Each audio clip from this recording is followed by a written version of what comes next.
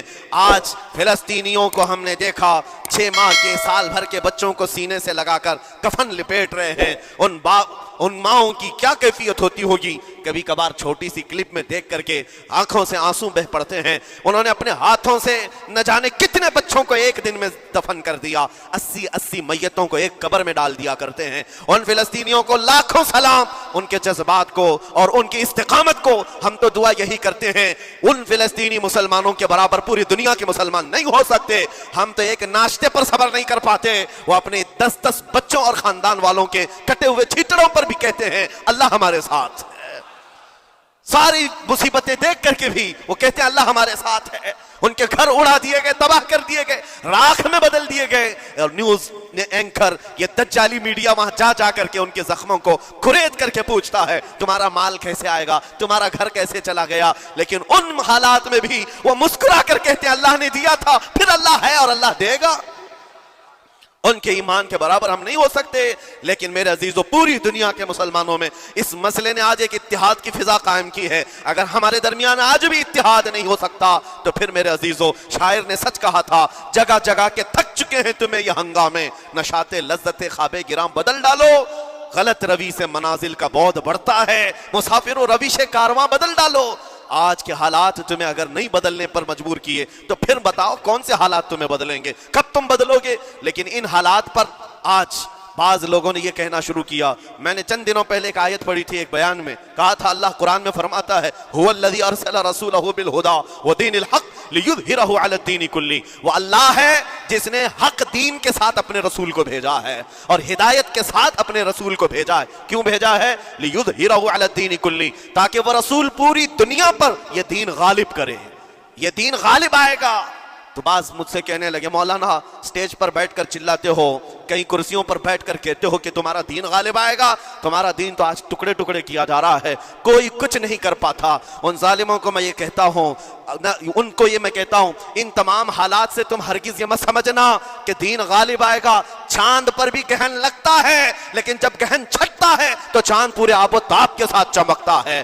آج اگر امت مصطفیٰ پر گہن لگا ہے تو میں اپنے ان تمام نوجوانوں سے جو ابھی ان فوان شباب میں داخل ہوئے ہیں، ابھی یہ دنیا کو دیکھنے کے قابل بنے ہیں، میں ان سے کہتا ہوں ان آندھیوں سے، ان طوفانوں سے گھبرا کر کے نہ تمہیں دین بدلنے کی ضرورت ہے، نہ تمہیں اپنا مسلک و مذہب بدلنے کی ضرورت ہے، بلکہ میں یہ کہتا ہوں نہ گھبراؤ مسلمانوں، ابھی خدا کی شان باقی ہے، ابھی اسلام زندہ ہے، قرآن باقی ہے۔ یہ ظالم کافر کیا سمجھتے ہیں جو روز ہم سے الجھتے ہیں؟ ابھی کربلا کا آخری میدان باقی ہے، ابھی تو کربلا کا آخری میدان باقی ہے۔ عزیزان گرامی وقار، میرے نبی کریم صلی اللہ تعالیٰ علیہ وسلم نے جو فرمایا وہ ہو کر رہے گا، وہ ہو کر رہے گا۔ میرے آقا صلی اللہ تعالیٰ علیہ وسلم کا فرمان عالی شان میں سناتا ہوں۔ حضور فرماتے ہیں لا تزال عصابۃ من امتی یقاتلون علی ابواب دمشق وما حولها وعلى ابواب بیت المقدس لا يضرهم خذلان من خذلهم ظاہرین علی الحق الى ان تقوم الساعة او كما قال رسول اللہ صلی اللہ علیہ وسلم۔ میرے آقا فرماتے ہیں قیامت تک میری امت میں سے ایک جماعت ایسی ہوگی جو بیت المقدس کے ارد گرد حق کے لیے لڑ رہی ہوگی۔ حضور نے فرمایا قیامت تک لڑتی رہے گی، لیکن ساتھ میں ان کے لیے میرے آقا نے فرمایا پوری دنیا کے برا چاہنے سے ان کا کچھ نہیں بگڑے گا۔ اس کا مطلب کیا ہے؟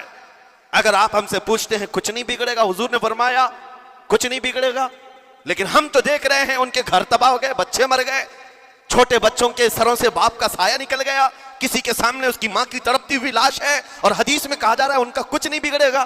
سب تو بگڑ گیا، مال بھی گیا، دکان بھی گئی، تجارت بھی گیا، گھر بھی گئے، اولاد بھی، رشتہ دار بھی، اور حدیث میں کہا جا رہا ہے کچھ نہیں بگڑے گا۔ میرے عزیزو یاد رکھو میرے آقا کا فرمان حق ہے، کچھ نہیں بگڑے گا کا مطلب کیا ہے؟ یہ تمام اسباب جانے کا مطلب یہ نہیں کہ بگڑ گیا، بگڑا تو اس کا ہے جس کا ایمان بگڑ گیا، ایمان جس کا گیا اس کا سب بگڑ گیا۔ اور ہم نے ان بچوں کو دیکھا ہے آج، ارے رات کو سوتے ہیں تو انہیں پتہ نہیں ہوتا صبح ہوگی بھی کہ نہیں ہوگی، لیکن اس کے باوجود ایک دل دہلا دینے والی بات میں بتاتا ہوں۔ مصر کی سرزمین سے لوگ پانی کے بوتلیں اور ڈبے اٹھا کر کے بارڈر پر جا رہے ہیں، لیکن فلسطین غزہ کے وہ مسلمان کہتے ہیں اپنا پانی تم رکھو، اللہ کریم ہمارے لیے کہیں سے اپنی ہی زمین سے پانی عطا کرے گا۔ ان کو لوگ کہہ رہے ہیں کیا آپ نہیں دیکھ رہے وقت کا بڑا فرعون रोज अल्टीमेटम देता है 24 घंटे में इलाका खाली करो, निकल जाओ, घर खाली करो। कैसा ईमान है तुम्हारा कि आने वाली बड़ी बड़ी मिसाइलों का अपने सीने से मुकाबला करते हैं और कहते हैं कल से हम यही थे, आज भी यही हैं और यही रहेंगे और इसी मिट्टी में दफन हो जाएंगे। ये जो इस्तिकामत है, इसी को मेरे आका ने फरमाया दुनिया उनका कुछ नहीं बिगाड़ सकेगी। ईमान अगर मजबूत है तो कुछ नहीं बिगड़ा है। अरे 6 साल की बच्ची, 6 साल की बच्चियां, ट्रेंड चला हुआ है उनके मोहल्लों में, ट्रेंड चला हुआ है, अपने अपने हाथों में मेहंदी से अपना नाम लिख रही हैं, हंसी खुशी। पूछा उनसे कि नाम लिखने का ट्रेंड क्यों चला है अभी जंग के हालात में मेहंदी से? कहती हैं कल को अगर हम उड़ गए, चेहरा नहीं मिला, जिस्म नहीं मिला, हाथ अगर बचा हुआ हो तो नाम देखकर हमारे माँ बाप पहचान तो सके। शहादत का ये जज्बा, शहादत का ये जज्बा 6 साल के बच्चों में अगर आया है, यकीनन उनके सीनों में ईमान मौजूद है, ईमान मौजूद है। मेरे अजीजों जरा अपने हालात पर जरा तवज्जो करो। मौला करीम ने हमें किस चीज की कमी दी, कौन सी चीज कम आई हमारे घर में? हम तो मुरक्कन ग़िज़ाएं रोज खाते हैं। आज हमारे पास सारी नेमतें अल्लाह ने दी हैं, हम अय्याशियों के अड्डों पर पूरी रात गुजारते हैं। हमारे शहर आज जिस गली से गुजर जाएं, सुबह की अजान तक यहाँ गप्पे लगाते हुए खड़े रहे। ऐ मेरे अजीजों, हालात तो हमारे ऐसे हैं कि खा खा करके चर्बियां चढ़ गई। हमें उनका क्या एहसास हो पाएगा, उनका क्या एहसास हो पाएगा जिनके यहाँ पानी से ज्यादा खून देखा जाता है, जिनके यहाँ जिंदों को पकड़ने के लिए नहीं, अब मुर्दों को पकड़ने के लिए लोग भी नहीं है। अजीजा ने गिरा में वकार, जनाजा उठाने के लिए लोग पूरा दिन इंतजार करते हैं, कोई नहीं है। पुरसाने हाल इन सब हालात के बावजूद मैंने एक बच्चे को भी वहां से ये कहते हुए नहीं सुना कि हम पर बहुत बड़ा जुल्म हो रहा है, हमको यहां से निकाल लो, मदद करो, कोई आओ। नहीं, वो सब सिर्फ इतना ही कहते, जो कुछ हो रहा है हम अल्लाह के पास जाकर कहेंगे, ये सारे मामलात हम अल्लाह की बारगाह में शिकायत करेंगे। यह है ईमान, यह है इस्तिकामत।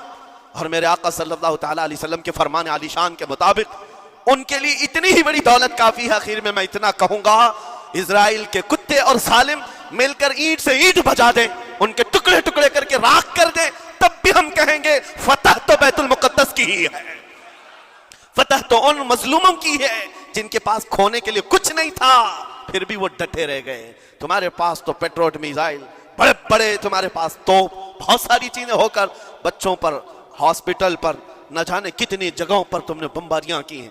मुझे हैरत होती है, पूरी दुनिया आज भी खामोश तमाशाई है।